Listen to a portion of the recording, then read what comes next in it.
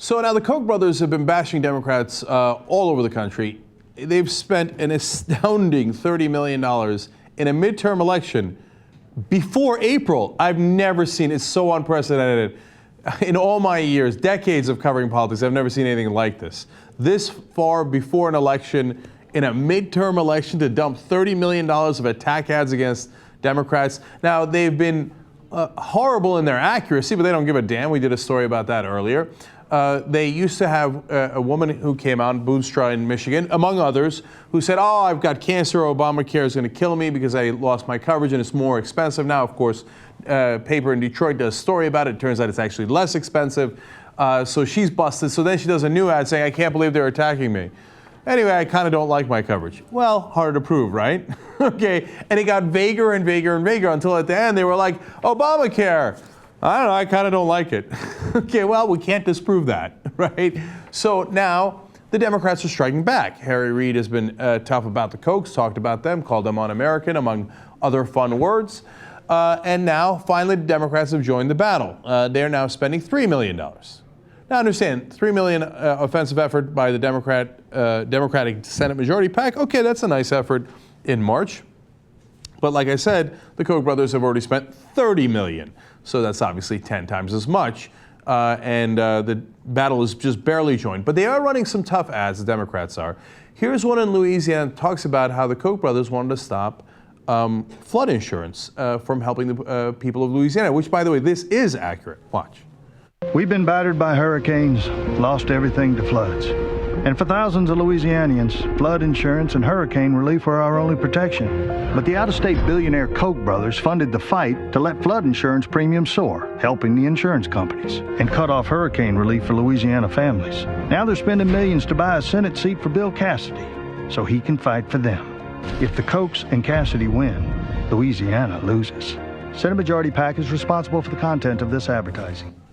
Now, you could have different opinions on flood insurance, and it's a perfectly conservative opinion to say, hey, listen, if you live in a flood area, that's a sad day for you. Here's some bootstraps, right? And Bill Cassidy, by the way, of course, abandons that conservative principle because he's running for Senate in Louisiana, and they desperately need it in Louisiana. The people of Louisiana want it really, really badly. So now, is it fair to connect the Koch brothers to Bill Cassidy? Well, Bill Cassidy was in favor of it, right, of passing the law that would actually help the people of Louisiana with floods. But the Koch brothers spent a ton of money trying to defeat that bill, and now they're spending a ton of money to get Bill Cassidy elected. And if he is elected, will he do the bidding of the Koch brothers? I think it's an incredibly fair question. Now, here's someone who doesn't think it's fair. Joe Scarborough. He's very perturbed about this. All right, go ahead, Joe. Take it away. He says they're un-American. Well, so I guess if you're un-American, then I guess a lot of Americans wouldn't like you because now stop. He says you're un-American. So that's what Harry Reid says. And so now he and the Democrats have decided the way they're going to win the midterm elections is not by spending money trying to get young people to sign up for Obamacare or bring jobs back to America. They're going to attack the Koch brothers. Listen, if my party said, hey, this year we're going to go after George Soros and that guy that's going to spend $100 million on global warming, I would say my party is so devoid of ideas and is so disconnected from America, they deserve to get absolutely blasted. I've said that. I've said stuff like that about my party. This year, the shoe's on the other foot. Harry Reid's lost his political mind. Oh, yeah, I can't believe he'd go after a brilliant billionaire like that. Harry Reid, you're a bad, bad man. Okay. Imagine Republicans going after George Soros. Is he kidding? That's what they've been doing for like a decade. But he presents like, I mean, if my party were to ever do something like that, I would speak out. Okay, Joe, I'm looking forward to you speaking out on that. Now, he's also trying to give sage political advice. He's trying to help the Democrats. He's saying this is not a winning political strategy. It's not going to work. The Americans aren't going to buy that. Well, it's funny because Joe Scarborough's on the record for saying the same exact thing about Barack Obama's attacks against Mitt Romney in 2012 when he called him a job destroyer and ran the ads in Ohio talking about how the workers had built the stage for Bain executives to come and fire them all. And the guy said, I felt like I built my coffin. And Joe Scarborough was like, oh, that's not going to work. That's crazy. That's divisive. Americans, in fact, he said, quote, Americans won't buy that nonsense. I got news for you, Joe. They did. Okay, and it wasn't nonsense. It was actually true. Those were facts about what Bain did do in Ohio. So sad day for you, Joe. You suck at being a pundit. You were wrong in 2012, and you're wrong now because those ads run by the Democrats are actually very rare for the Democrats because they're actually effective and strong. And that's why Morning Joe is a little upset. Plus, he wants to protect his billionaire buddies. More of that. You know, and in the past, Willie, there have been people that have talked about George Soros' awful bluff. Hey, George Soros made the money. If George Soros wants to spend the money on politics and making America more like the America he would like to see than, let's say, going to Vegas and gambling that money away, right? I'm good with that. I'm good with that. Let George Soros spend how he wants to spend. Let the Koch brothers spend how they want to spend. But Harry Reid, I don't know. I don't get it. Yeah, no, well, then you might want to take a class on politics again. First of all, when Democrats send out emails saying that they're being attacked by the Koch brothers, you know what it does to their fundraising? It triples it. So you can do all the scorn you want, Joe Scarborough, but you're absolutely wrong. In fact, one of the reasons he's so upset is because he knows it works and he doesn't want it to work. But there's a second important reason why he's upset. And this, no one else will point out. Look, it appears that he's defending the Koch brothers and Soros here. Now, billionaire on the right-wing side and on the left-wing side. But it's not about that. You know who he's actually protecting? Former mayor now, Mike Bloomberg. Now, there are rumors that Bloomberg and Scarborough will run on an independent ticket. And in fact, Scarborough was in New Hampshire recently. Interesting, right? In 2016.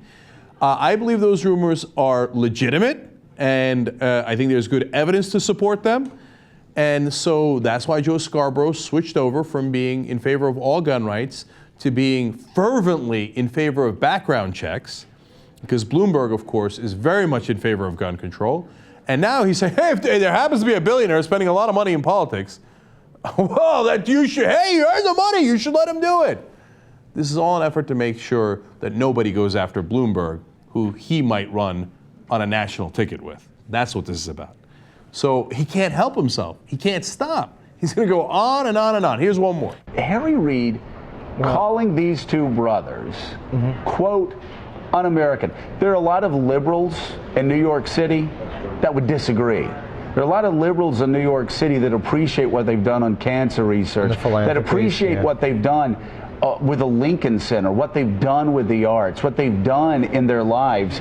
Un-American, where does that come from? What is going on with Harry Reid? Can I ask what we would all be saying if Mitch McConnell called George Soros un-American from the Senate floor? If the Republican majority leader called George Soros un-American, I would be kicking him around this morning if he did that. All right, we'll get back to whether Republicans have called Democrats un-American in a second. First of all, I have to address the oldest trick in the book. And literally, the mob does this. You steal a ton of money, and then you give away a little bit in festivals, you know, and you literally throw money in the streets, and then poor people go and run after it, and then they go, oh, thank you, and they kiss your ring. So the Koch brothers made billions of dollars from deregulation, et cetera. And then they go, oh, here's a little money for cancer research. And cancer research is great. But the thing that really the so-called liberals in New York that Scarborough is talking about do love is when they give to the arts, please. Oh, the Kennedy Center, which is now the Koch Center, or whatever they renamed it, right? Yes, some liberals in New York like it. I don't give a damn about what those people in New York like. Thanks to the Kochs, we were able to attend opera and ballet. I made up ballet. Okay. Oh, it was quite a good nutcracker. Okay, I don't give a damn about that. Do you think that buys them credibility with liberals? Well, if that works so well, why do liberals hate them so much that they triple fundraising as soon as they hear their names? Willie Geist later in the program said, oh yeah, this will really turn off moderate voters. Really? Why? Why would it turn off moderate voters? Oh my God, I can't believe the Democrats pointed out that these billionaire brothers are buying all our politicians. So I'm so turned off because I love the Koch brothers. Who says that? Which moderate voter has ever said that? I mean, it's unbelievable how wrong these pundits are because they're not actually trying to tell you what to do right. They're actually trying to lead you in the wrong direction on purpose. Now, as to the outrage of the idea that a Republican would call any Democrat un-American or anti-American, let's see if we can find one. Well, the liberals that are Jeremiah Wright and that are Bill Ayers, they're over the top anti-American, and that's the question that Americans have. Remember, it was Michelle Obama who said she's only recently proud of her country. And so these are very anti-American views. She said it twice there, but she must have misspoken, so let's let her clarify. So you believe that Barack Obama may have anti-American views? Yeah, absolutely. I'm very concerned that he may have anti-American views. That's what the American people are concerned about. Can you imagine if a Republican ever called a Democrat un-American or anti-American? No, Joe, I just couldn't possibly imagine.